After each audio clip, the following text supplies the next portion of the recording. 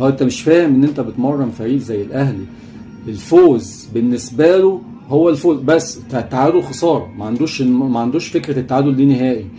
فبالنسبه للاهلي وجمهور الاهلي مفيش حاجه اسمها تعادل، التعادل بالنسبه لنا خساره.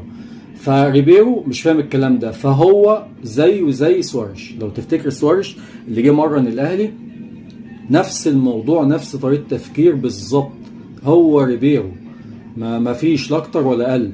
فمشكله الراجل ده ان هو مش عارف بيمرن مين، فدي مشكله كبيره جدا. يعني دي هنعاني منها حبه حلوين ده لو الراجل ده كمل بالوضع اللي الراجل ده موجود فيه. انا مش متفائل بمستوى الاهلي قد ايه، رقم واحد مش متفائل اصلا ان الراجل ده هيكمل. فالراجل ده لو ما كملش احنا نبقى انت المفروض تبقى جاهز بالبديل من دلوقتي. المفروض اللي هو مين، اللي هو انت تشيل الراجل ده دلوقتي. اللي انا عرفته ان في كلام ان لغايه نهايه شهر 8 اللي احنا فيه دوت معاك ان انت تفسخ العقد كده بدون شروط جزائيه. فالمفروض ان الاهلي يعمل كده، انت تقييم الراجل دوت في الاربع ماتشات بتوع شهر 8 ويشوف الراجل ده عمل فيهم ايه، وبعد كده لو ما فيش، لو المستوى فضل زي ما هو كده وبتبقى فيه مؤشرات يمشي.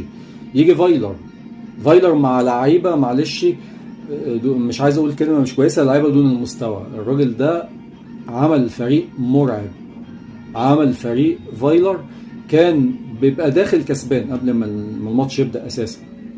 انت كنت بتشوف الفرق حتى ايام مانويل جوزيه، كان الناس بترص الدفاع برضه ورا الماتش. ايام مانويل جوزيه كله، المباراه كلها بتبقى جوه منطقه جزاء الفرقه الثانيه وحواليها. يعني هو كده، يعني ماتشات الاهلي بتبقى كده، جوه منطقه جزاء الفرقه الثانيه وحواليها كده، والاهلي بيطلع كسبان، معروفه. وانت اصلا ما بتعرفش تهاجم، هتهاجم مين؟ هتهاجم وفي عندك قدام تريكا وبركات ومتعب والناس دي، فهتهاجم ازاي؟